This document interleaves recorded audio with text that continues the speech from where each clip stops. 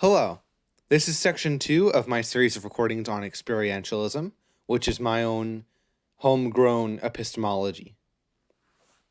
In this section, I'm going to discuss the practical guides to epistemology that we can draw from the presuppositions that I arrived at in the previous section. Experientialism, when practically applied, is somewhat similar to empiricism, but important in different ways as well. Where empiricism says that all knowledge must be derived from the senses, which opens it up to attacks such as the fact that that statement itself is not something that can be derived from the senses. Experientialism, meanwhile, says that all knowledge about the envelope must be derived ultimately from the senses, but knowledge concerning other things, including knowledge itself, which is a subset of the mind, can be derived from other sources, as you probably noticed in the previous section. Let me put it this way. As I said in the previous section, our only connection to the envelope is through our senses. So if we want to understand the envelope, we must use our senses. However, our connection to ourselves and our own minds is much more immediate. We are essentially identical to our own minds. So introspection is all that is truly necessary for understanding and having knowledge about our own minds, which includes having knowledge about how we gain knowledge, which is an action of our minds. Now, the best ways to come to understandings through introspection is to search for things that are self-evident, that are performatively basic, which is often the same thing, or things that are essentially immediate to our minds. We can often use reason inside our minds to understand those things using what I call meta-justification, which is covered in section 1a. Now, how do we actually go about using our senses to understand the envelope? Well, there's really 3 parts to this. The first part is understanding the necessary properties that our senses must hold or satisfy in order to make sense to us. And this doesn't tell us much about the envelope, but it does tell us how the envelope must manifest to us.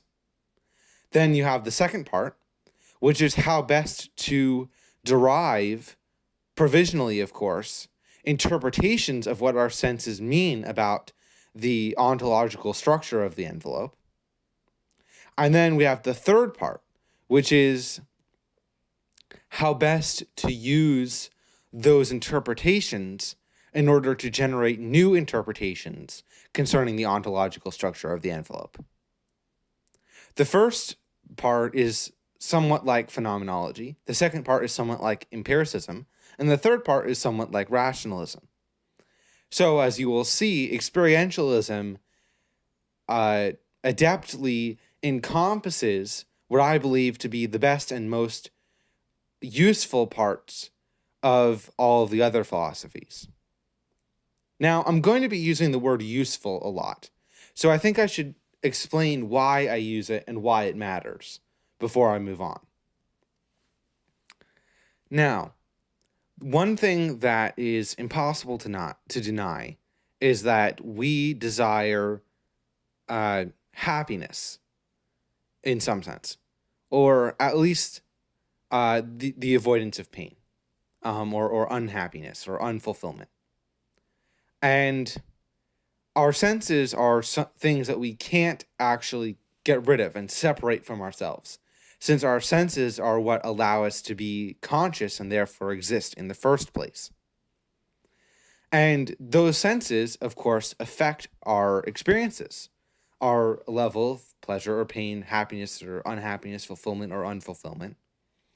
And, of course, the envelope affects our senses. Now, we can also affect the envelope, but in order to affect the envelope, we need to act. And in order to act, we need to be able to predict what our actions will do in the envelope. So, in the end, it boils down to the fact that if we desire to influence our own state of happiness or unhappiness, then we must learn how to predict the envelope. And to predict something, we need to at least attempt to understand its ontological nature. This is what I mean by usefulness. Something that is useful is something that allows us to achieve the goal that we desire, which is happiness and the avoiding of unhappiness. And so something that is useful is something that will allow us to understand the ontological structure of the envelope and therefore to predict it. Now, I believe that understanding how the envelope must necessarily manifest to us is actually useful, even though it does not necessarily have a direct connection to the ontological structure of the envelope. Because, once again, we only experience the envelope through our own conceptualizations and sense experiences, and therefore, if there are certain limits to those conceptualizations and sense experiences, then those limits limit how the envelope can affect us and how it can appear to us.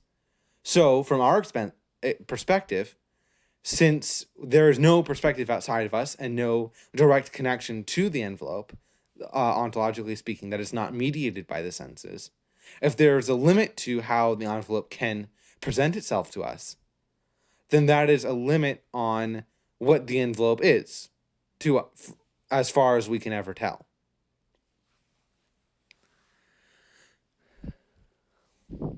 So, let's begin with that first part then.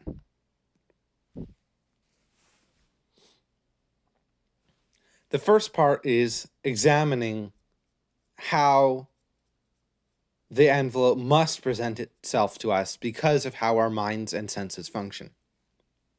So let's begin with objects. We recognize something as a singular object, even though we can move it or change it slightly or break it or set it aside and come back later or any number of things.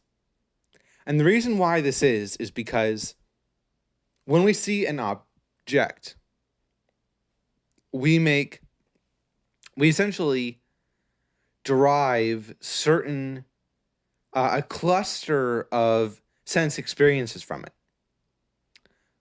For instance, looking at the model on my shelf right now, it's blue and red and yellow and white, 2 different tones of white. And it has a certain shape and a certain sheen to it and a certain size and so on. And so my brain takes these cluster of sensations in a sort of heuristic pattern and assigns that to a singular object, and I can give it a name. Importantly, however, it does not expect the exact same cluster of sensations every time. Instead, it's a heuristic algorithm dependent on the sense experiences, the cluster of senses all falling within a certain set of ranges. So I expect a certain range of like a certain amount of red from it and so on. This is why we are able to predict what something will look like from the back.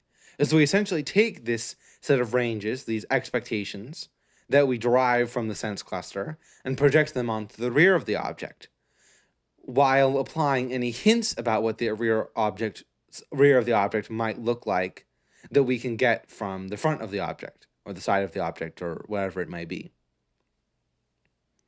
Now, however, is an interesting thing. If we see an object with that falls completely out of the range, if, for instance, I looked away and looked back and the entire model was red, I would think that it was a different object, that the object had been replaced. However, we often recognize in day-to-day life things that change drastically over time. How is this possible? Well, each individual change, each time we see the object, is gradual. It falls within the range. It just moves each property towards the edge of its range. And then when we see the object, we adjust where the center of those ranges are so that the new property falls at the midpoint of those ranges. And then the next time we see the object, then it will have changed, but will still fall in those ranges, and we adjust the ranges. What happens when we do not recognize an object is that it has taken a single jump outside the range and hasn't given us time to adjust our range of expectations. Whereas something that changes drastically over time, as long as we see it regularly enough, and as long as each time we see it, it falls within the expected range, then there is time for our ranges to adjust, and we will understand it as the same thing. So why do we call this set of sense perceptions a single object? Well, it is essentially a process of non-precising abstraction. We take a specific instance, remove some details which we don't find useful to specify, make some details a range, and specify some details. And then we keep that template and not the object itself in our minds. And when we see something that can match that template, then we call it the same thing. We can do this multiple times too. We can have multiple different objects, and then we can form a template from those objects by removing some details that are or by taking some details that are common to each object, or some ranges that are common to each object, and making them a smaller template, which we call a concept. That's the process of abstraction, is essentially detail elision. Now, what objects we choose to abstract from and what details we choose to keep essentially boils down to what is convenient for communication, what is convenient for thought, and what allows us to best predict the ontological structure of these objects as they appear in the envelope. This has interesting implications for the nature of what we must see in order to understand the senses that we are getting from the envelope. Essentially, the idea that an object must fall within a certain range to be recognized as the same object can be called the law of relative identity. It's essentially the law of identity, but adapted for areas in which there can be nuance and changes in conditions and context. And essentially, the envelope, as it presents itself to us, can never, ever break the law of relative identity.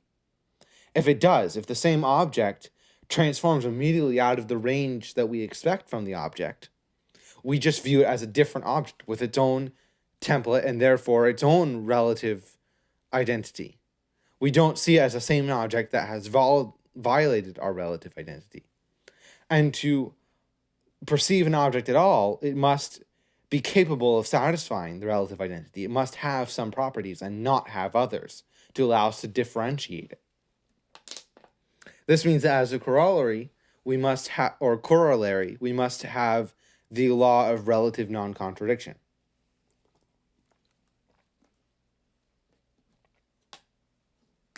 And we can gain empiricism from this quite simply.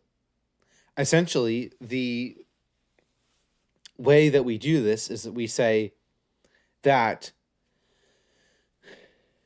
we must prioritize being able to predict the envelope in order to act and therefore live and therefore improve our internal states. And if the past is like the future, which is one of the presuppositions, the subsidiary presuppositions, the prima facie validity of induction, then if there is little sense experience to indicate that something was true in the past, then there will likely be little sense experience to indicate that it is true in the future, and therefore it will not affect us as much as if it were true, and therefore we should weigh it as less likely to be true or less certainly true. And the more sense experiences in the past indicated to us that something was true, then the more sense experiences in the future will indicate to us that it is true, and so we should weigh it more heavily. So this gives us the rule that we should apportion our level of certainty to the amount of sense evidence. And this can work for concepts too. If we find that something is true of all things that fall under a certain abstract concept, then we can expect in the future for anything that satisfies the criteria to become an object that falls under that concept to also have those things be true of it. And of course, we can get the scientific method from this very simply by saying that since prediction is very important, what we should do is try to take the simplest set of concepts that we can derive from a set of sense experiences, where concepts can include patterns of behavior and not just direct, singular, picture-like sense experiences. And we should try to derive predictions from these sets of simplest possible concepts, and then see if these predictions are true. And if these predictions are often true, then we can expect the predictions to be often true in the future, and therefore we can expect that set of simplest possible concepts to be very useful in the future, and so we should act on it. And since the most that we care about the envelope is how it affects us and how we can affect it through prediction, then we should essentially treat something that is very predictive as the most amount of truth that we can derive from the envelope. Likewise, we should attempt to derive the simplest possible set of concepts from sense experiences in order to generate predictions, because we want to make as few assumptions about the ontological nature of the envelope as possible, and we want to most directly predict the things that we want without accidentally making other predictions that might be wrong because they are not supported by as much additional sense experience. For instance, if I make extra concepts, the more concepts I make, the less the higher concepts or the peripheral concepts will be directly supported by the sense experience, and so I would need more sense experience to support them directly. However, if I don't have that sense experience, but the very presence of those concepts makes other predictions, then it is more likely that those predictions will be wrong, and therefore it is more likely that a system of concepts that makes more concepts than necessary will make incorrect predictions and therefore not only be not useful, but be actively detrimental. This is actually where we get into some of the more interesting things. Because if we take the idea that we can abstract out concepts from our sense experience, and then those abstractions can actually be abstractions of patterns of sense experiences instead of particular picture-like sense experiences, then we can see how we get mathematics. People are often left in awe about how effective mathematics is in describing our world. But I am hardly surprised by this. And I almost find it funny when people are so surprised.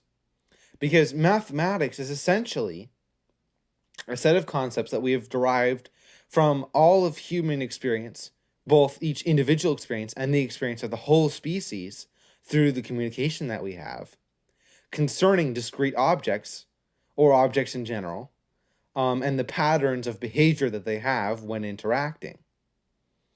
Mathematics is, in essence, based on the most and longest running, the most empirical possible basis. It is essentially based on the longest running experiment, the longest running collection of evidence that we've ever made. So the fact that it can predict and describe our reality quite well is unsurprising when it was designed, created for that very purpose, and when it was done by the very method that is most effective at doing that. This is borne out by the fact that math is not something that we are handed down from on high. We have changed the fundamental axioms of mathematics. Often,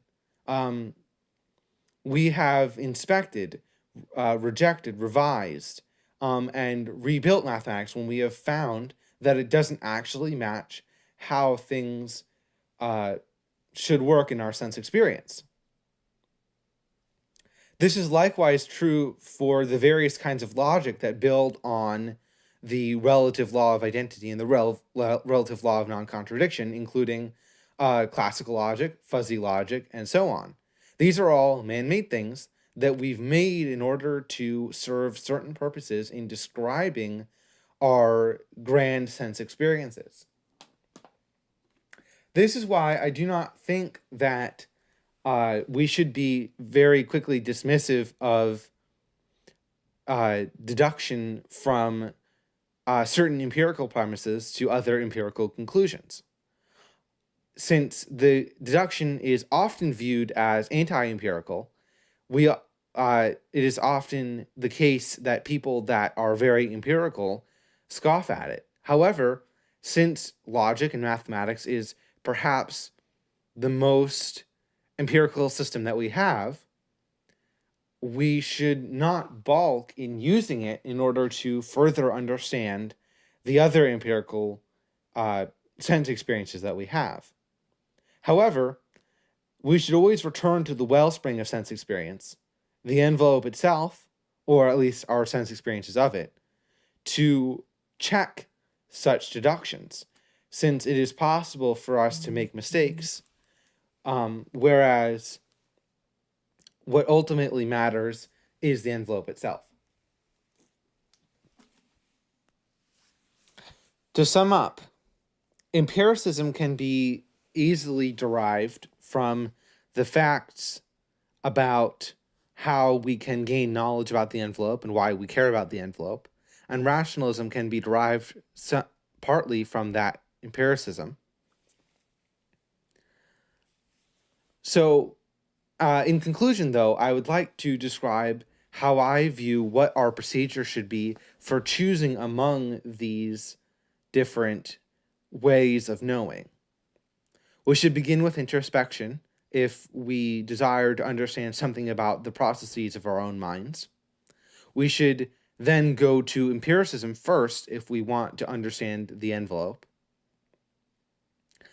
And then, if the scientific method, which is a subset of empiricism, is unavailable, for instance, we can't repeat some experiment, or it's difficult to make predictions, then we should move on to rationalism, which is actually quite empiricist, as I have shown, but is still opens us up for more mistakes than we might have made otherwise.